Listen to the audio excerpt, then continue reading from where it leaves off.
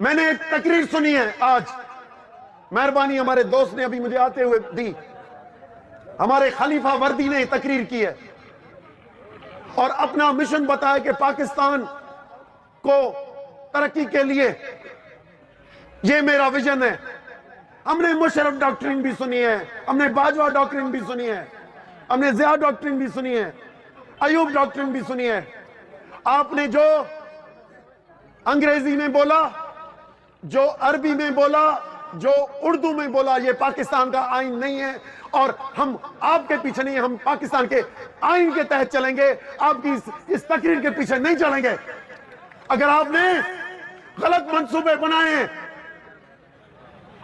اور آئین یہ کہتا ہے کہ ہر کوئی اپنا کام کرے، آپ ملک کے تحفظ، بارڈرز کا تحفظ کریں، مہربانی کر کے ہمیں اپنا ملک اپنے آئین کے تحت چلانے دیں۔ اگر اس طرح کی آئندہ تقریر کریں گے تو پاکستان میں بچا کیا ہے؟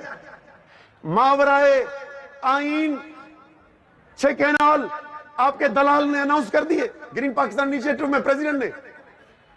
ماورائے آئین یعنی جن کو تحفظ کرنا ہے، جن کو بارڈر سنبھالنی ہے، انہوں نے آ کے اپنی کمپنیاں بنا لی، اور کمپنی سرکار اب چلائے گی اکنامی، تو چلیں، سودا کر لیں، آپ اکنامی چلاؤ، ہم جاتے ہیں بارڈرز میں، تنخواہ تو لو نا۔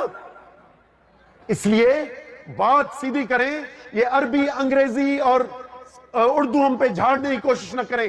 ملک چلے گا تو آئین کے تحت چلے گا۔ اگر صرف ایکڑی شے رہی وئی ہے، ہن آئین کے کیر نتھو پوچھے، صدر پاکستان نتھو پوچھے، وزیر اعظم نتھو پوچھے، اساں جا چنگا مڑس وردی والا نتھا پوچھن، ہوس تھی پیو ہے، آئین کے منجن لا تیار نہ آہن۔ ایکڑی شے اساں جی گڈ ہے، ہن آئین نہ ہے تو پوئی وفاق کیاں، پر ایکڑی گڈ ہے، وہ سندھو ندی جیکا چینی صوبن ماں لنگے تھی، گڈجی پانی پیوں تھا، ان سندھو ندی کے مارین پیا۔ مول ندی کہیں کے چیبو ہے جیکا شروع کھا وہے سمنڈ تائیں پچھڑی نہ کرے، انہیں کے مول ندی کہو چاہو۔ اگر سندھو کو بھی آپ ڈیڈ ریور بنائیں گے تو پھر ہمارے فیڈریشن ساتھ رہنے کی کوئی زنجیر ہے ہی نہیں۔